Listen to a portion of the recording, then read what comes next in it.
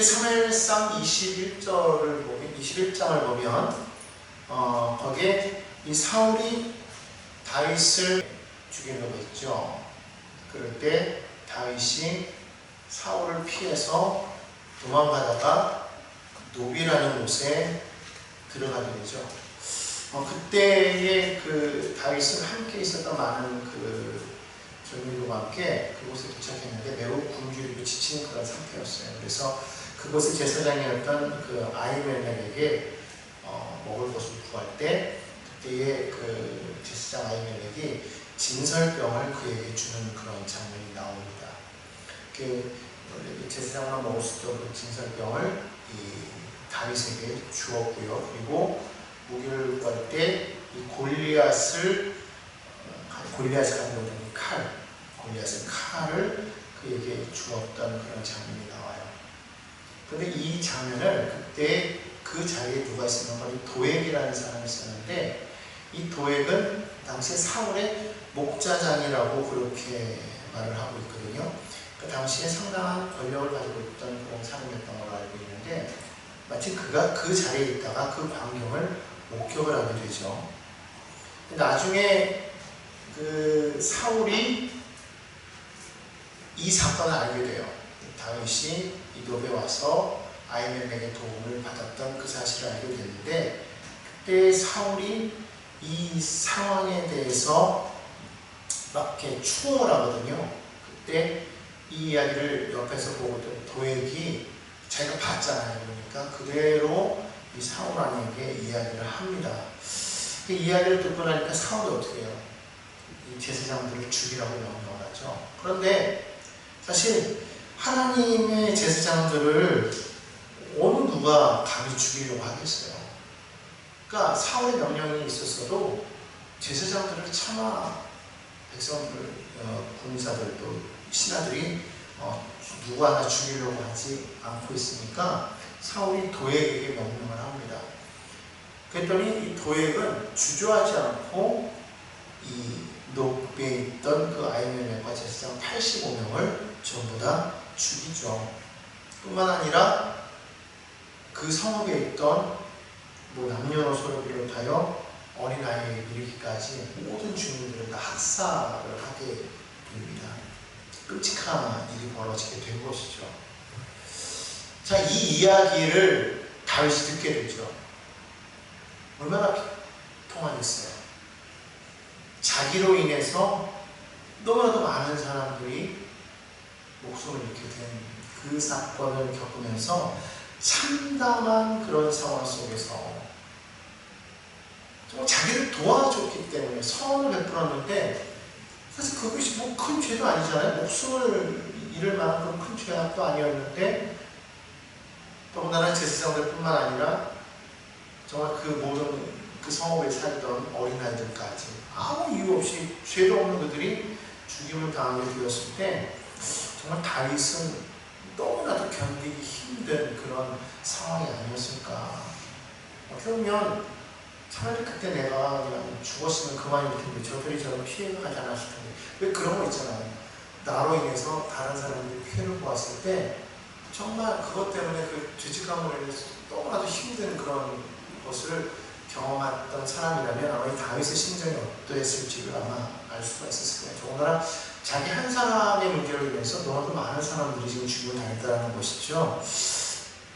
정말 이제 그러한 일들이 있었기 때문에 다윗이 매우 많이 낙심할 수밖에 없는 그런 상황 아니었겠습니까? 하나님을 의지하고 정말 하나님께서 사무엘 선지자를 통해서 자신에게 기름 부어서 자신을 세우는데도 불구하고 이와 같은 일이 벌어졌을 때 다윗은 아마 많은 절망에 빠질 수밖에 없었을 거예요. 아마 우리도 그렇지 않겠습니까? 내가 쫓김을 받는 것 자체가 문제가 아니라 나로 인해서 다른 누군가가 고통을 당하는 것을 참아볼 수가 없는 거 아니겠어요? 그런데 바로 그때에 다윗이 이 시를 지었다는 것이죠. 이 시를 지으면서 뭐라고 말하고 있어요? 1절에 보니까요. 하나님의 인자하심은 항상 있도다 이렇게 고백하고 있더라는 거예요. 여러분 이런 상황에서 우리는 정말 그렇게 고백할 수가 있습니까? 임자, 여기서는 헤세드를 뜻하는데 또 다른 표현을 하면 은혜라고도 볼 수도 있어요. 하나님의 임자하심, 하나님의 그 임자하심이 영원한가? 정말 이런 상황 속에서도 하나님은 정말 임자하시다 그렇게 말할 수가 있겠는가? 나나 고통받는 게 문제가 아니라 정말 애먼 그런 사람들이 고통을 당할 때 그런 모습을 바라보면서 정말 하나님은 살아계시는가라고 때로는 이야기하기도 하지 않습니까? 정의는 있는가? 신은 과연 있는가? 하나님은 과연 살아계시는가? 그런데 다윗은 뭐라고 말해요? 하나님은 살아계신다. 그리고 그의 인자하심은 영원하다. 항상 있도다. 항상 있도다. 영원하다. 같은 말이죠. 항상 있어요. 항상 어떠한 상황에서도 항상 하나님의 인자하심은 있더라는 것. 악인들은 항상 이 세상 가운데서 악인들은 언제나 존재하며 그 악인들은 언제나 그 악한 일들을 계획하고 악한 일을 실천에 옮기죠. 그런 일들이 실제로 생깁니다. 그렇기 때문에 우리가 그런 일들을 바라볼 때마다 늘 그런 말을 하는 거예요. 세상이 점점 악해져가고 포악해져가고 점점 사람들이 흉악해져가고 흉흉한 소식들이 들어올 때 과연 정말 하나님은 이 세상을 이대로 내어버려 두시는 것인가? 악인이 흥황하고 정말 그럴 때 하나님은 저들을 그냥 바라보기만 하시는 것인가? 우리가 앞에서도 보았지만 우리가 앞에서 성경에서 볼 때 뭐라고 말하고 있었습니까? 시편 37편을 보면 다윗이 그런 말을 하죠. 악을 행하는 자들 때문에 불평하여 하지 말며 불의를 행하는 자들을 시기하지 말지어다. 그들은 풀과 같이 속히 배임을 당할 것이며 푸른 채소같이 쇠잔할 것이다. 지금은 푸릇푸릇하고 뭔가 파릇파릇한 게 싱싱해 보여도 얼마 가지 못한다는 거예요.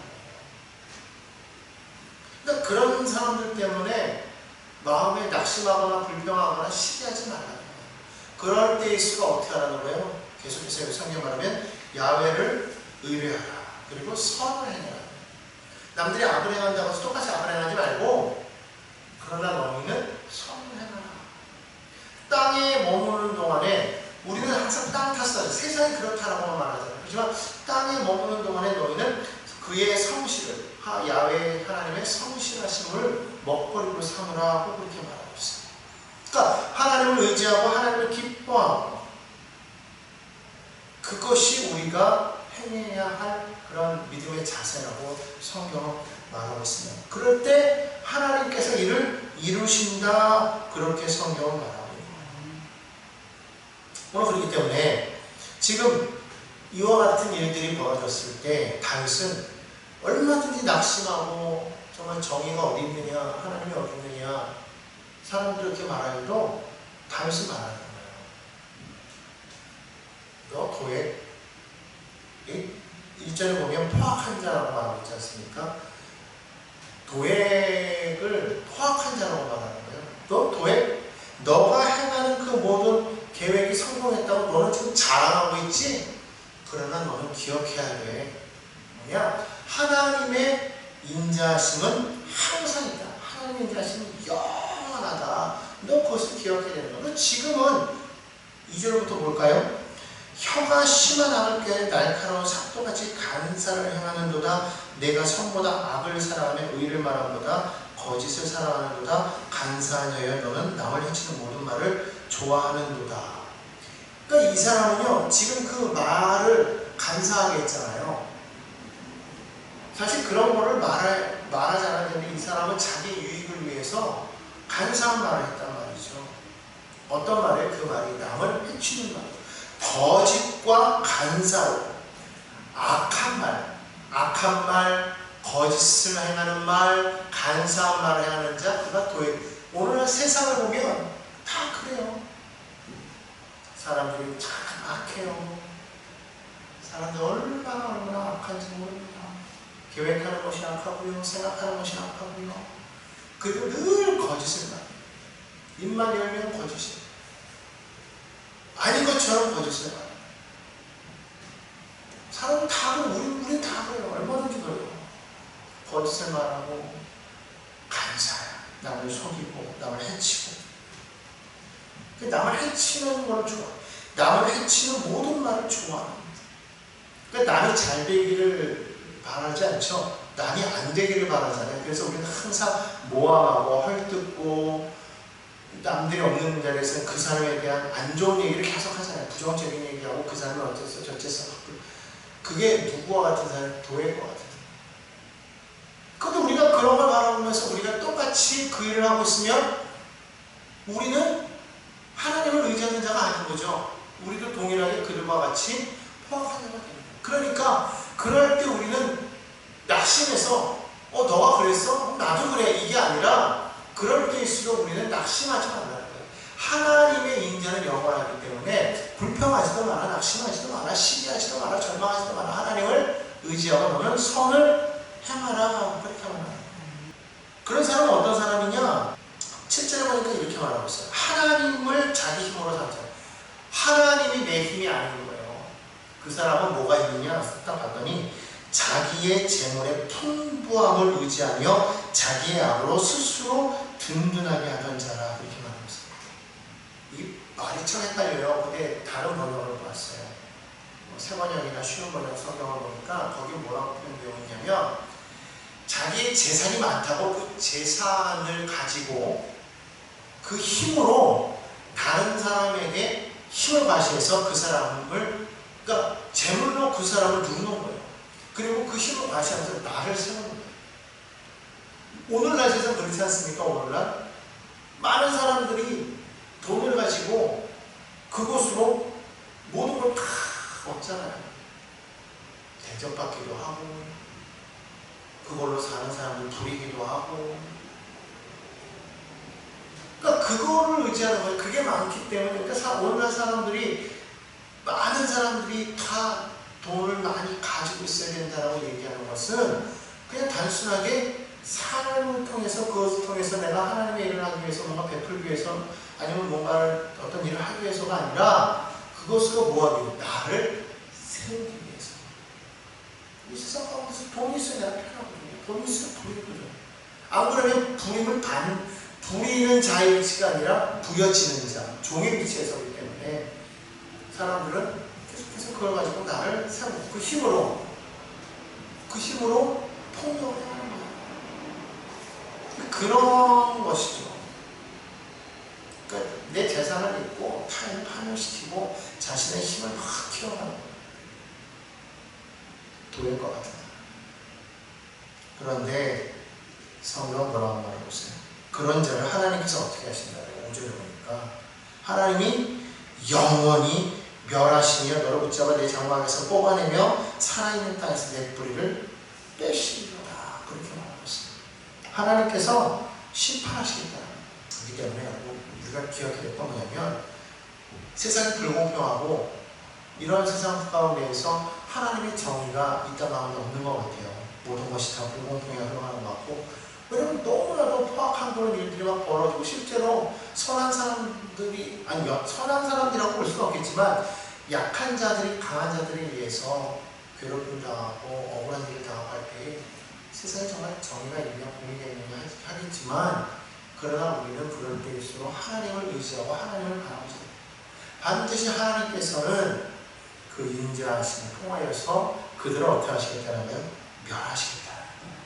지금 잘 나가는 것 같지만 반드시 망할 것이라는 거예요. 그러니까 그거를 부러워하지 말라는 거예요. 그걸 두려워하지 말라는 거예요. 사실 여러분, 그러한 상황이 그게 그냥 눈 깜짝해서 잠깐 딱 일어났다가 반전이 돼가지고 갑자기 확 좋아지면 모르겠는데 그 상황이 막 계속 가잖아요. 그러니까 말은 이렇게 하지만 당장 눈앞의 현실을 보면 그게 너무 견디기가 힘드니까 어쩔 수 없이 우리는 자꾸 불평하게 돼 있어요. 아니 그래 안 하는데 왜 그래도 그렇지, 저 사람이 계속 잘 나가, 저 사람이 자꾸 저렇게 돼라고 말할 수밖에 없는데, 사실 다윗도 그런 상황 아니겠어요? 이렇게 억울한 일을 만들어낸 저놈이 왜 저렇게 잘 나가, 왜 나는 이러한 상황이 돼야 돼, 그런 상황이잖아요. 그런데 그런 상황에서 다윗은 지금 뭐라고 고백했느냐? 오늘 본문 말씀 8절 다시 한번 읽어보면 이렇게 말하고 있어요. 그러나 나는 지금 상황이 그런 상황이 아닌데, 그러나 나는 어떻게 한다고요? 하나님의 집에 있는 푸른 감람나무 같다는 거예요. 이 감람나무, 사실은 이게 어떤 나무냐 그랬을 때 번역성의 문제라고 보통 올리브 나무라고 이렇게 얘기를 하더라고요. 근데 이 나무는 이 황무지에서도 참 잘 자란대요. 그러니까 어떠한 상황 속에서도 잘 자라는 그런 감람나무 같다라고 지금 다윗은 고백하고 있는 거예요. 지금 내 상황이 황무지 같은 거예요. 너무나도 지금 비참하고 너무나도 지금 안 되는 그런 상황이에요. 그런데 그런 상황 속에서 다윗은 뭐라고 말하고 있는 거예요? 그러나 지금 상황이 이렇고 지금 이런 억울한 일이 생기고 지금 뭐 말할 수 없는 이루 말할 수 없는 그런 억울함과 고난과 고통이 지금 모든 나의 삶을 막 휘몰아치고 있는데 그러나 이런 환경 속에서도 그러나 나는 여기에 굴복하지 않겠다는 거예요. 여전히 나는 어떻게 살아계신 하나님을 의지하고 있다. 나는 하나님만 바라고 있다고 지금 말씀하고 있는 거예요. 오늘 이와 같은 고백을 하고 있어요. 왜냐하면 하나님의 인자심이 영원하기 때문에. 그래서 나는 그것을 의지하겠다. 그러면서 9절에 말하잖아요. 주께서 이를 행하셨으므로 내가 영원히 주께 감사하고 주의 이름이 선하심으로 주의 성담에서 내가 주의 이름을 사모한다. 하나님께서 행하실 것이 어떻게 악인들은 심판하시고 의인은 세우실 것이다. 그러니까 여러분 우리가 지금 우리의 삶이 지금 너무 비참하고 고통스럽고 억울한 일을 당하고 이루 말할 수 없는 그런 상황 속에서 이것이 계속적으로 지금 진행되어져 가고 있지만 그러나 그런 상황 속에서 우리는 하나님을 바라봐야 된다는 것입니다. 하나님을 바라볼 때 여러분 이 또한 지나가는 거예요. 지나갈 뿐만 아니라 반드시 하나님께서 우리의 삶에 놀라운 일을 이루실 것입니다. 지난날부터 돌이켜보십시오. 좋았던 것이 나았 슬펐던 것이 나빴던 것이 여러 가지 많은 일들을 보면 엊그제 같은데 오랜 세월 벌써 흘러갔잖아요. 다 그렇게 지나고 나서 보니까 그때 이런 것이 있었구나. 지나고 나서 보니까 그때 이런 일이 있었구나라고 우리가 고백할 수 있는 거죠. 그러니까 지금 우리는 낙심하여 절망하여 포기하지 말아요.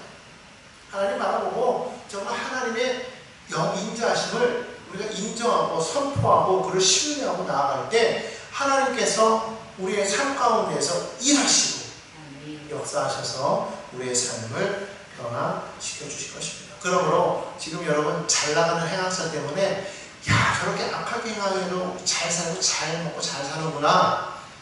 우리도 그래야 되겠다. 그러지 말고 하나님 살아계신 걸 알고 하나님을 두려워해야 돼요. 하나님 살아계십니다. 우리 그 하나님 믿고 정말 우리도 다윗처럼 이와 같은 고백을 하며 사는 모두가 되어야 될 줄로 믿습니다. 이 시간 우리 기도할 때 여러분 정말 절망 가운데 어려운 가운데 문제 가운데 있는 여러분들이요 포기하지 마시고 하나님 먼저 신뢰함으로 나아가는 믿음의 백성들 다윗처럼 그러나 나는 이 세상 한복판에서 하나님을 바라보며 하나님을